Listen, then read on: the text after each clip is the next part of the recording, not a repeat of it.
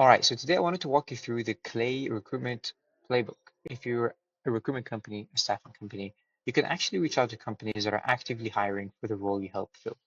We did it using this copy. So we basically like, hey, Jenny, saw you're hiring for a software engineer with strong TypeScript experience. Seems like you're looking for someone who has strong experience in TypeScript backend development, understands event-driven systems, is knowledgeable about AWS.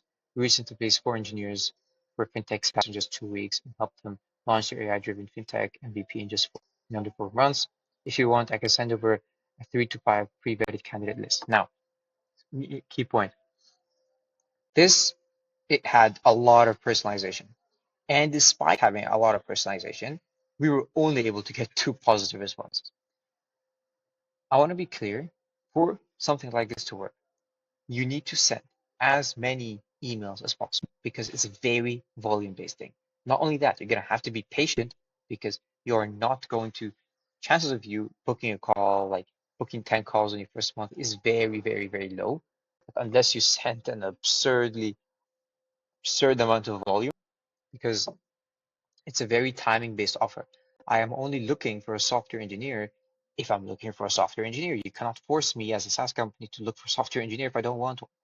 So which means you have to stack the amount of leads, you have to stack the amount of emails, so you really make it almost impossible for you to book a call or 2 calls and then actually close the deal, right? So this is why I always say like recruitment and cold email are not the best offers.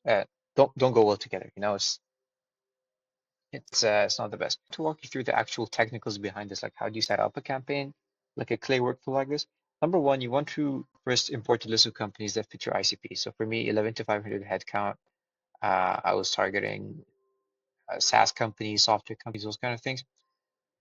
After that, I found active job openings in those companies for software engineers, AI engineers, ML engineers, those kind of things. And I actually got a list of companies here.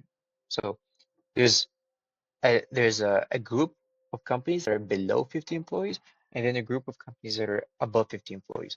I segmented it. So over here, for the people under 50 employees, there were not many active job openings, but for the people above 50 employees, there was a lot of job openings. What did I do next?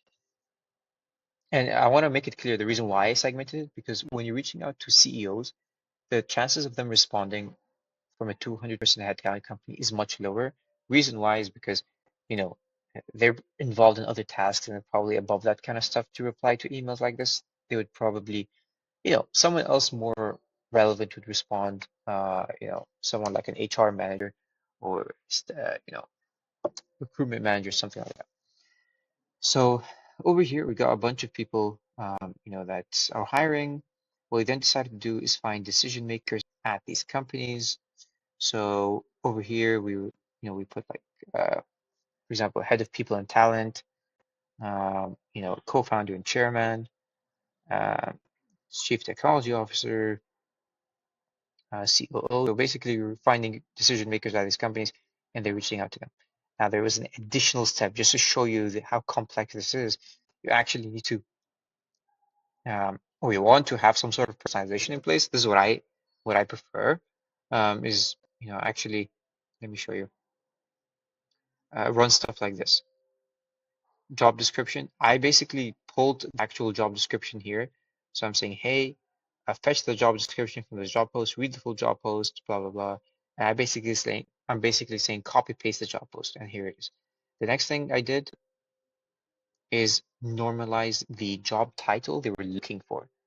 So the reason why I wanted to do this is because in the first line, I wanted to say, hey, notice you're looking for a software engineer. And I basically normalized it here. You can look for the prompt here if you want to read it. It's basically me telling it, this is how you normalize stuff. And then after that, I decided to find the key job feature. So, what is one thing in that job title that is like a very key feature? Okay, that someone who has fintech experience, someone who can speak both English and Arabic. So this is what it looks like over here, who has 8 years of production software experience.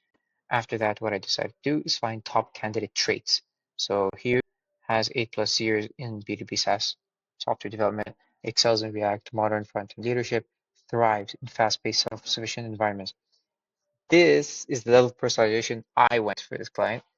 And this is what it looked like, right? And it looks very, very personalized, actually. You wouldn't be able to tell, like, it's challenging to tell this is a cold email at first glance. And the reason for that is, the level of personalization. You want to make it like, it's a human being that's actually reaching out. And yeah, if you do this and you reach out to 50,000 people, I find it unreasonable for you to book a call. But this is the amount of volume you want to do. If you want to book as many calls as possible, you can do less. But point being is, don't reach out to a small number of people. Reach out to a lot of people. I hope this is valuable. If you want to book your next 5 to 15 B2B calls um, in the next month, there's my Calendly. You can check out in my LinkedIn profile. But apart from that, I hope this is valuable. Have a good day.